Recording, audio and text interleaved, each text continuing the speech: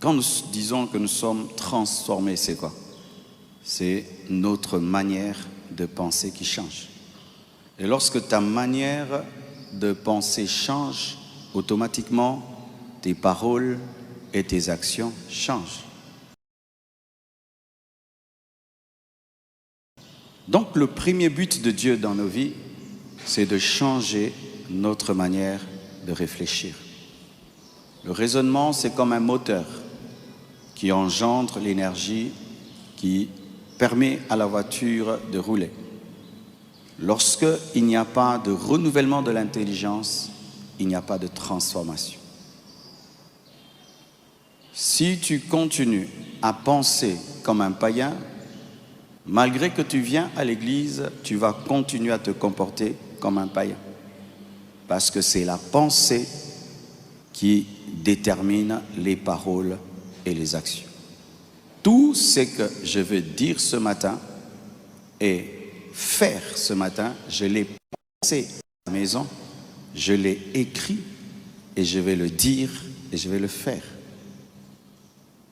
Donc tu dois veiller sur ta manière de penser, de réfléchir, parce que c'est ta manière de penser, de réfléchir, ton raisonnement qui détermine ta transformation. Ainsi donc, c'est le renouvellement de l'intelligence d'une nation qui engendre la transformation de cette nation. Si les Congolais continuent à penser médiocre, le pays sera médiocre. On peut changer les routes, construire des immeubles, mais si dans notre manière de penser, nous ne devenons pas excellents, même si on nous entoure d'excellence, après 10 ans, nous allons détruire les immeubles, détruire les routes, détruire les stades, détruire les voitures. Tu prends un homme, tu le mets là où il y a des cochons, l'homme va transformer la maison des cochons. Tu prends un cochon, tu le mets dans un château, le château va devenir une porcherie. La priorité dans une nation, ce n'est pas d'abord transformer l'extérieur de l'homme, c'est transformer sa manière de penser et de réfléchir. Les pays que nous appelons développés aujourd'hui ne le sont pas d'abord à cause des routes, à cause des immeubles, à cause de l'électricité et de l'eau. Ils ont commencé à changer au niveau de leur réflexion et c'est ce qui a engendré les pays développés. Le sous-développement est d'abord dans la tête avant d'être à l'extérieur. On est d'abord sous-développé dans la pensée, ensuite on le devient socialement. Alléluia. 2 Corinthiens 10, versets 3 à 5. Si nous marchons dans la chair, nous ne combattons pas selon la chair, car les armes avec lesquelles nous combattons ne sont pas charnelles, mais elles sont puissantes par la vertu de Dieu pour renverser des forteresses. Nous renversons les raisonnements et toute hauteur qui s'élève contre la connaissance de Dieu et nous amenons toute pensée captive à l'obéissance de Christ. 2 Corinthiens 10, versets 3 à 5. Ce passage nous enseigne l'intelligence d'un peuple et ce n'est pas facile dont un homme réfléchit. Même Paul le reconnaît, c'est un combat. On ne change pas la manière de réfléchir d'un homme en 1 mois, en 2 mois. Ça peut prendre des dizaines, des vingtaines, des trentaines d'années. Regardez. Israël se retrouve en Égypte pendant 430 ans. Et Dieu les sort de l'Égypte. Mais quand vous avez fait 430 ans en Égypte, vous pensez comme des Égyptiens, vous agissez comme des Égyptiens. Il les sort de l'Égypte, il les amène dans le désert. Mais l'Égypte a traversé la mer Rouge dans leur tête. C'est pourquoi, tout en étant sortis de l'Égypte, ils ont demandé dans le désert des veaux d'or. qu'ils avaient vu où? En Égypte. Dieu devait faire 40 ans de purification. 40 ans de purification. Et malgré cela, il n'a pas pu enlever d'eux l'esprit d'esclave. Ils étaient esclaves et on les sort de l'esclavage, mais ils continuent à penser comme des esclaves, qu'ils étaient des sauterelles devant leurs ennemis. Et Dieu a dit, ce n'est que Caleb et Josué qui entreront, mais eux mourront. Frères, sœurs, tu peux quitter le Congo, tu vas aux États-Unis et tu continues à penser avec médiocrité. Et j'en rencontre beaucoup quand je voyage. Ils sont dans des pays développés, mais le développement n'est pas entré en eux. Pourquoi? Il y a un blocage mental au niveau de la tête. Et c'est un combat. Et Paul dit que c'est un combat. Et lorsqu'il y a un combat, il faut des armes. Quelles sont les armes qu'on utilise par rapport à une mauvaise manière de penser? Quelles sont les armes qu'on utilise face à une mauvaise manière de penser? La Bible, dans ce combat, par rapport aux mauvaises pensées, appelle les mauvaises pensées, la mauvaise manière de réfléchir, forteresse à renverser. Et on renverse une forteresse avec quoi? Avec des coups de marteau. On renverse avec des chars. On renverse avec des coups de mortier. On renverse avec des paroles qui bouleversent. On renverse avec le marteau de la parole, avec l'éducation de la parole, avec l'évangile. Alléluia. Et Paul révèle que l'un des buts de l'évangile, c'est d'amener les mauvaises manières de penser, de réfléchir, captives à l'obéissance de Christ.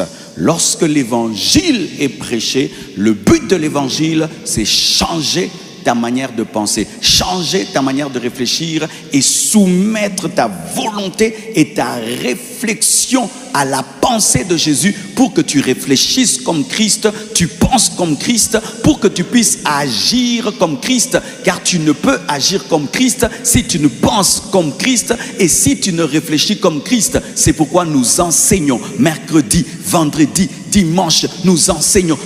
Pourquoi? Parce qu'il y a des forteresses à briser, à briser. Aujourd'hui, tu brises une partie, demain une autre partie, et puis demain une autre partie. Ça peut prendre 10 ans, 20 ans, 30 ans, 40 ans, 50 ans. Des fois même, il faut répéter, et répéter, et répéter, et répéter, et répéter. Frères et sœurs, un passage merveilleux. Proverbe 23, versets 6 à 8 nous dit: ne mange pas le pain de celui dont le regard est malveillant, et ne convoite pas ses friandises, car il est comme les pensées de son âme. Ne mange pas le pain de celui qui te regarde avec malveillance, et ne convoite pas sa nourriture, car il est comme les pensées de son âme. Mange et bois, te dira-t-il avec sa bouche, mais son cœur, ses pensées, n'est point avec toi. Tu vomiras le morceau que tu as mangé et tu auras perdu tes propos agréables. Ce passage nous révèle ceci, que même si un homme te parle en bien, même si quelqu'un te manifeste de l'amour extérieurement, ce que l'homme dit n'est pas lui. Ce que l'homme est, c'est ce qu'il pense. Quelqu'un peut te dire mange, mais dans le cœur il dit gourmand. Alléluia. L'homme peut te dire tu es beau, dans le cœur il dit tu es vilain. L'homme peut te dire tu es un grand homme, et dans le cœur il dit petit homme. Parce que pour Dieu, l'homme est sa pensée. Tu es ta pensée. Tu es ta pensée. Tu es ce que tu penses. Ce que tu penses, c'est toi. Et donc, comme nous parlons de la nation, une nation est sa pensée. Nous sommes ce que nous pensons. Le Congo est la sommation de nos pensées. En tant que peuple, comment pensons-nous et comment réfléchissons-nous? Sur quoi l'homme congolais est-il concentré? C'est ça le Congo. Un pays est la pensée de son peuple. Lorsqu'un pays est développement, pense développement, le pays se développe. Lorsqu'un pays pense distraction, le pays stagne. Qu'est-ce qui omnibule le pensée du Congolais standard? C'est ça notre futur. L'homme est sa pensée. C'est pourquoi il faut injecter des pensées d'excellence, de développement, de concentration dans le peuple pour qu'il puisse réussir. C'est pourquoi les dirigeants doivent apprendre à bien parler au peuple, parce que quand on parle, on donne des pensées. Et ce sont ces pensées qui vont faire la nation. La nation n'est pas seulement une frontière. La nation, c'est la sommation de notre manière de penser. Si nos pensées, c'est football, musique, femme, football, musique, femme, notre pays ne se développera pas. Nous sommes ce que nous pensons. Nous sommes ce que nous pensons. Nous sommes ce que nous pensons. Prends ton exemple. Depuis janvier jusque-là, en octobre, tu as pensé à quoi? Tu vas voir que si tu as pensé boutique, tu as une boutique. Tu as vu, non? Si tu as pensé investissement, tu as investi. Si tu as pensé voyage, voilà que tu es tout le temps en train d'aller dans une ambassade. Mais si tu n'as pensé à rien de fondamental et d'important, tu es au même endroit. Alors si ces milliards de Congolais ne sont que dans des choses superficielles, le pays ne fera que stagner, car ce sont les pensées qui développent. C'est la pensée qui engendre l'action. Et lorsque les pensées sont des pensées de qualité, elles engendrent des actions de qualité. Nous pensons à quoi, chers Congolais? Un scientifique a dit qu'il y a 3 sortes de peuples. Il y a les peuples qui pensent, qui parlent des hommes. Il y a un autre peuple qui parle des événements. Et il y a un autre peuple qui parle des idées. Les pays développés sont concentrés sur les idées de développement. Mais les pays sous-développés sont concentrés sur les hommes et sur les événements.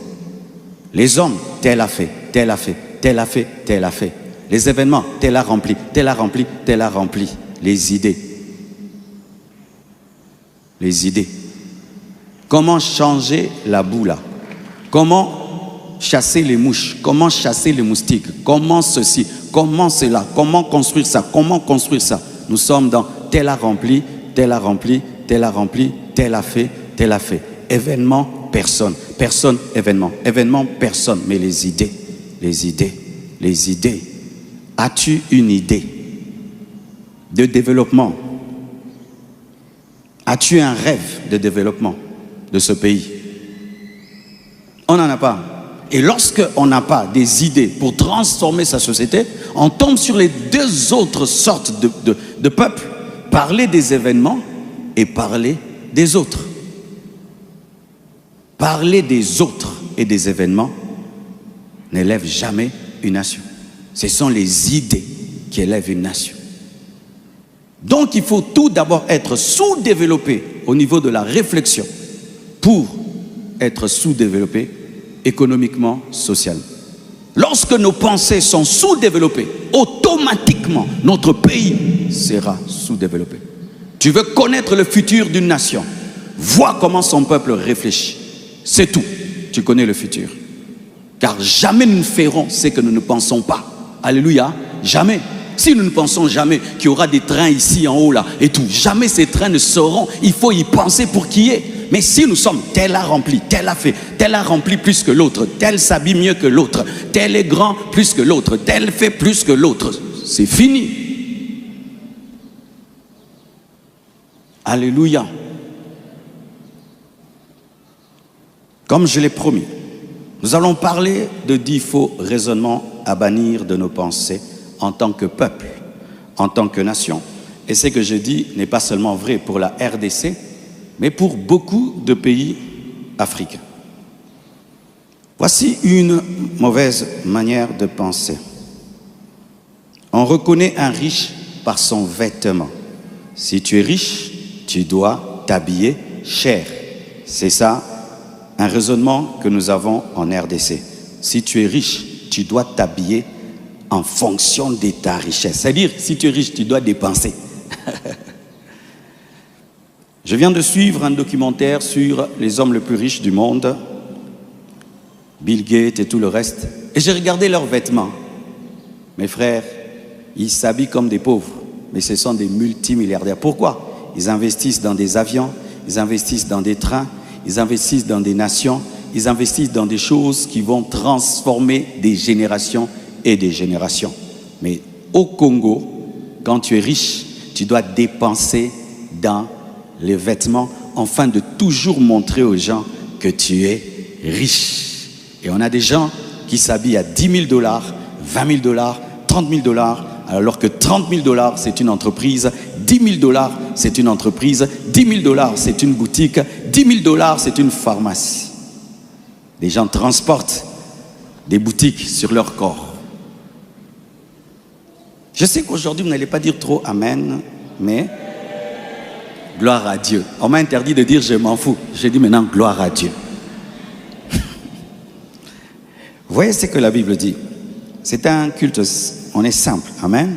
1 Samuel 16, verset 7. La Bible dit, l'homme regarde à ce qui frappe les yeux, les vêtements, les chaussures. Mais l'Éternel regarde au cœur. Cela veut dire ceci, que la vraie richesse n'est pas extérieure mais intérieure. C'est le caractère, la sagesse, la crainte de Dieu qui sont la vraie richesse.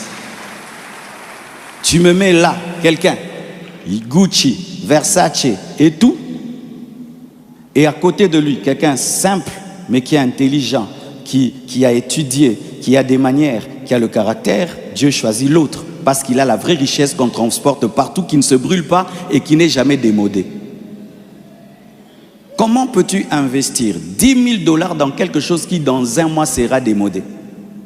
Comment peux-tu investir dans quelque chose qui pendant une année sera à la page et puis demain ce n'est plus à la page? Maintenant quand ce n'est plus à la page, tu en fais quoi? Tu achètes encore autre chose qui est à la page. Investissez dans des choses qui demeurent. Investissez dans des choses qui bénissent les autres.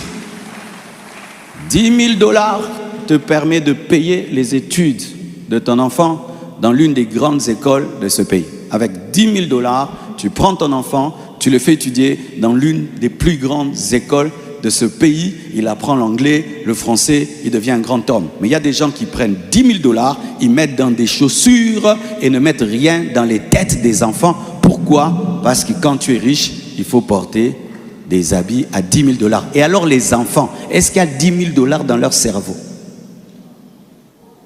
Amen.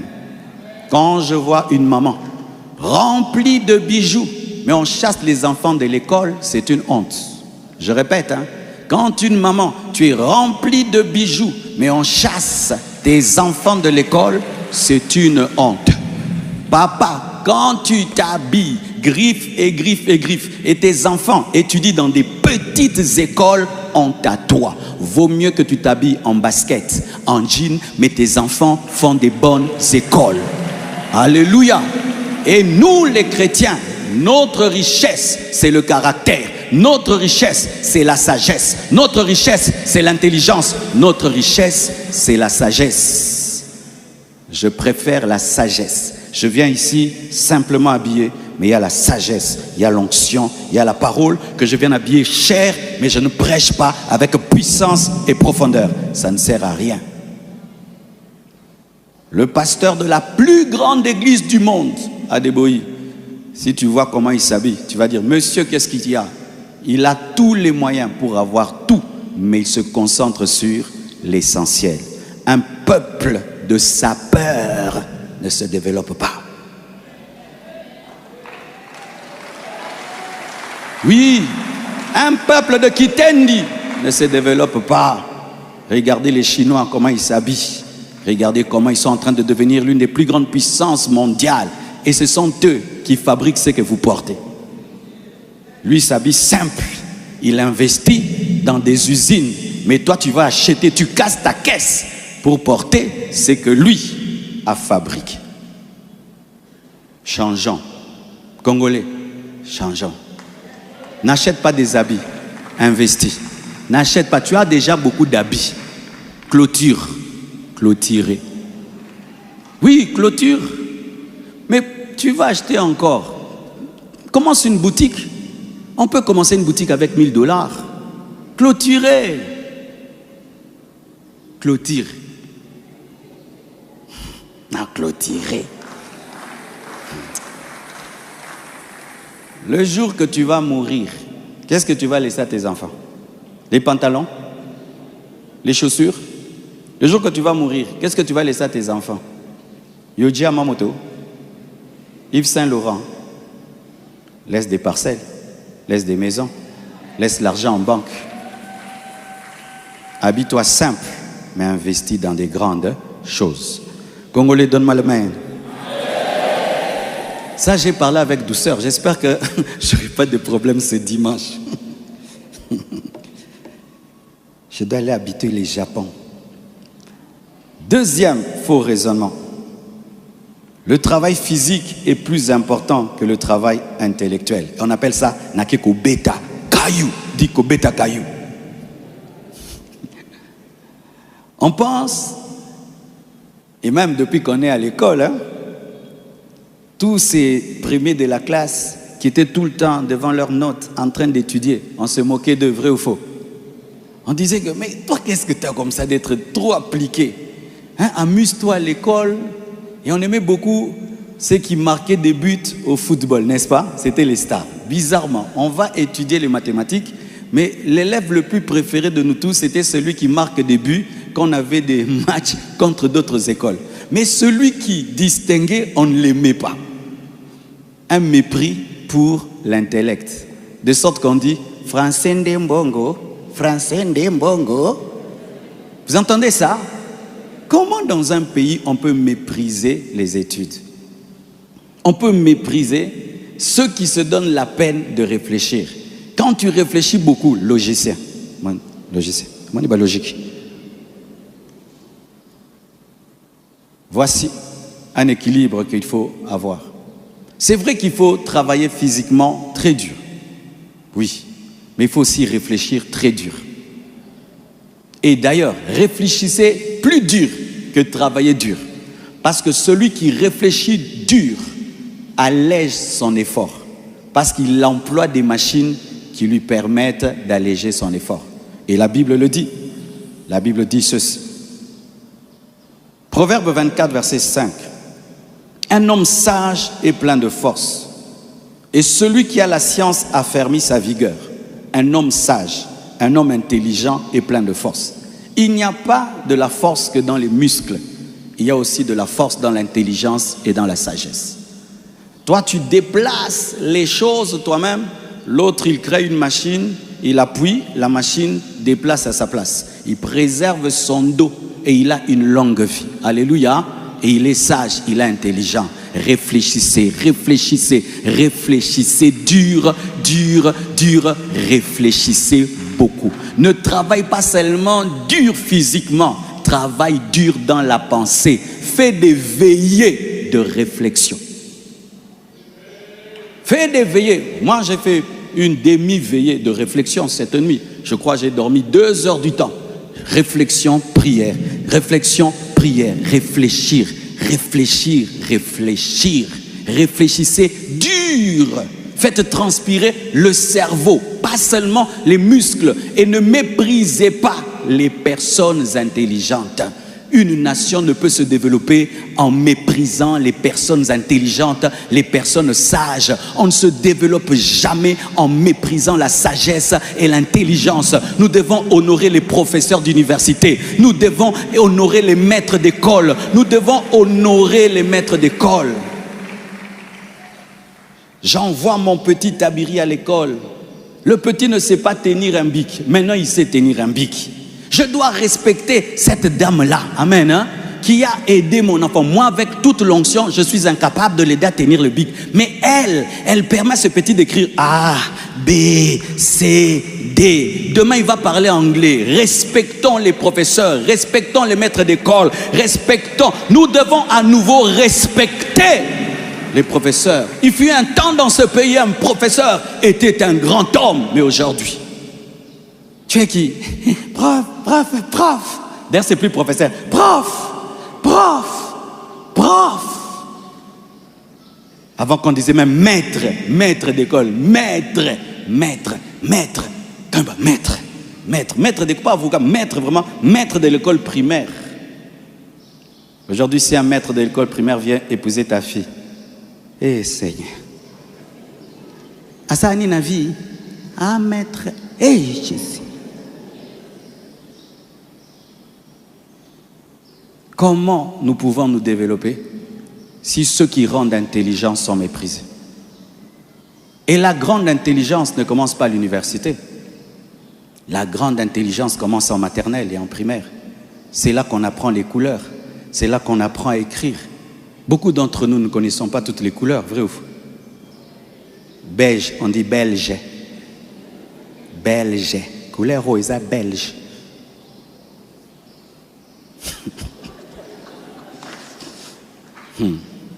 Alléluia. Combien d'entre nous avons le rêve d'être même professeur à l'école primaire? Ces rêves-là ont disparu.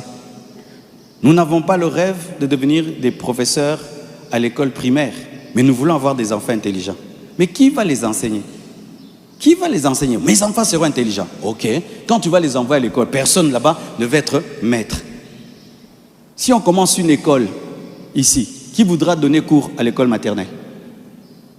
Eh, Bouboui. Eh, non, faut me l'envoyer. À que j'aille prendre les païens qui vont enseigner à nos enfants l'homosexualité? Qui va donner cours à l'école maternelle? Vous êtes là? Qui va donner cours à l'école primaire? Et qui ira vraiment? Tu vas donner cours où? Aux enfants de la deuxième. Alléluia. Sans cela, jamais on va se développer, mes frères. Jamais. Pendant que nous méprisons les intelligents, vous savez qu'aujourd'hui, les ingénieurs en intelligence artificielle sont devenus comme de l'or. Les entreprises s'arrachent les ingénieurs en intelligence artificielle. Ces gens-là qui portent des grosses lunettes là, avec des gros polos, maintenant on les cherche comme, ce sont des stars. Des stars aujourd'hui, les ingénieurs en intelligence artificielle sont des stars qui ont des salaires de 100 000 $, 200 000, des millions de dollars. Lui, c'est seulement créer l'intelligence artificielle. Ce sont les nouveaux riches. Les nouveaux riches aujourd'hui, ce sont les ingénieurs en intelligence artificielle.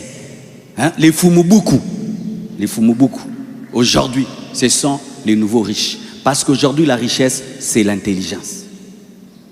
Hier, c'était l'or, c'était le coltan. Aujourd'hui, non.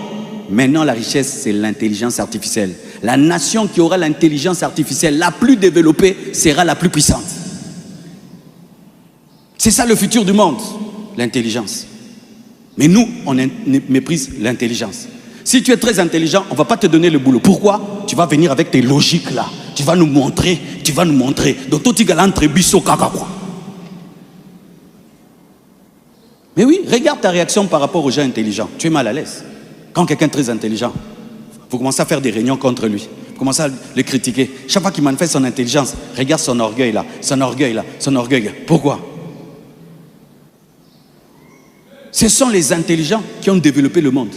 Ce sont eux qui ont développé le monde. Ce sont eux qui nous ont donné des voitures, qui nous ont donné des avions, des bateaux. Ce sont eux qui nous ont donné les iPads. Ce sont eux. Avons-nous de telles personnes au Congo? Il est en mode frein à main, frein à pied. Et comme il passe pour un côté, il faut qu'il y ait Japon. Donne-moi la main que je parle quand même. Un autre faux raisonnement que nous avons, comme engage, chercher l'emploi au lieu de créer l'emploi. Tu vois, un jeune finit ses études et puis tu dis, tu fais quoi dans la vie? Oh, j'attends qu'on m'engage. Ok. Ça fait combien de temps que tu attends? Oh, 5 ans. Ok. Et tu attends toujours? Oui, j'attends toujours. Et tu habites où? Chez papa, chez maman. Ah, ton père et ta mère continuent à te nourrir après que tu aies fini les études? Oui. Et pendant que tu attends quoi? Qu'on t'engage? Ok. Et tu travailles? Non, j'attends. Mais pendant qu'il attend, il a le courage aussi de chercher une fiancée. Toi aussi. Toi aussi. Tu habites chez papa et chez maman? On ne t'a pas encore engagé? Mais tu as déjà une fiancée. Tu dis non, il faut que je l'aime déjà maintenant qu'elle m'aime dans ma pauvreté. Mais tu peux lui faire passer 10 ans comme ça dans ta pauvreté.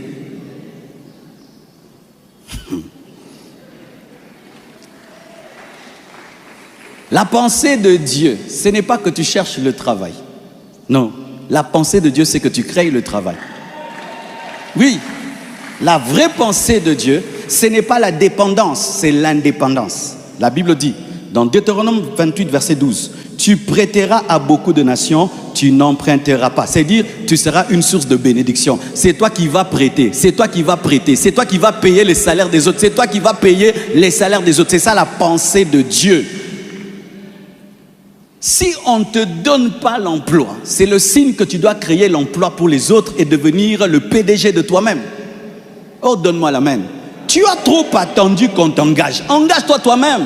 Je répète, tu as trop attendu qu'on t'engage. Engage-toi toi-même. Engage-toi toi-même. S'il n'y a aucune entreprise qui t'engage, mais crée l'entreprise qui va t'engager et engage-toi toi-même. Celui que tu veux qu'il t'engage, lui n'a pas cherché qu'on l'engage. Lui, il a créé son entreprise et puis il s'est engagé et il veut t'engager. Les pays qui se développent par des hommes qui deviennent des PDG. Tu vois l'idée que tu as?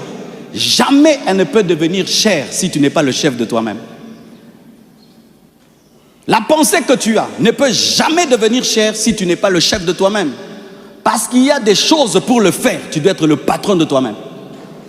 Si tu n'es pas le patron de toi-même, on ne te comprendra pas. Aujourd'hui, nous aimons tous Mike, nous aimons tous l'iPad.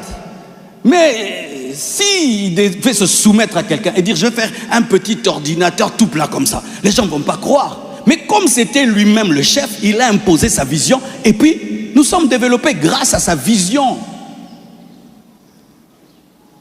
En plus, il y a combien d'entreprises pour nous tous ici? Amen, hein? S'il y avait même beaucoup d'entreprises pour nous engager, on peut dire j'attends qu'on m'engage. Mais non, pour des milliards, il y a quelques-unes des entreprises. Nous tous, on veut ces entreprises. Tout le monde veut travailler en téléphonie dans une banque. La plupart des temps, c'est ça, non? Banque ou entreprise de téléphonie. Nous tous. Tu peux devenir PDG avec $1000. Tu peux devenir PDG avec $2000. Tu peux devenir PDG avec $3000. Au lieu de mettre ton argent dans des fêtes, dans des habits, dans des téléphones, tu investis. Et puis tu engages une personne. Et puis demain 2, et puis 3, et puis 4, et puis 5, et puis 10. Osez commencer. Osez commencer. Osez commencer. Et si tu échoues, relève-toi. Recommence encore. Tu échoues, relève-toi. Mais celui qui a osé, même s'il échoue, il n'a pas échoué parce qu'il a appris, parce que l'expérience de la chute te donne de la sagesse. Et prochainement, tu feras mieux. Oh, donne-moi la main. Et même si tu travailles auprès de quelqu'un, pendant un temps, apprendre de lui. Et demain, commence ce qui est à toi. C'est ce que les Chinois faisaient. Ils voyagent, ils travaillent auprès des Américains. Après, ils rentrent. L'intelligence reçue aux États-Unis, ils l'appliquent en Chine et ils se développent. Ton problème, c'est que quand tu penses travail, tu penses à ce que quelqu'un t'engage. Alors que Dieu voit que tu vas toi-même créer ton entreprise. Tu prêteras, tu n'emprunteras pas. Tu prêteras, tu n'emprunteras pas. Un autre faux raisonnement. Congolais Koufarana, microbe T. Tozo en katia système ali felo, tozo zika, mais tozo Koufate en français. Le Congolais ne meurt pas de microbes. Nous sommes dans un système de l'enfer, nous brûlons, mais nous ne mourrons pas. C'est faux, nous mourrons. Tu vas au cimetière. Aujourd'hui, tu rentres là-bas après 3 mois. Le cimetière a grandi des mètres et des mètres. Comme s'il y avait une guerre à Kinshasa. Les Congolais meurent sérieusement, sérieusement, sérieusement. Le taux de mortalité est très, très élevé. Je vous pose cette question. Vous connaissez personnellement des gens qui ont 90 ans? Combien? Vous connaissez personnellement des gens qui ont 95 ans? Vous connaissez personnellement des gens qui ont 100 ans? Pourquoi? Où sont partis les centenaires? Ils sont morts. Les gens meurent 60, 70, 60, 70, 60, 70. Pourquoi nous mourons si facilement? Les microbes, la malnutrition, une mauvaise hygiène de vie. La nourriture tombe, tu la ramasses vite, tu dis, le microbe était distrait. Il était dans la distraction. Ah, il est distrait.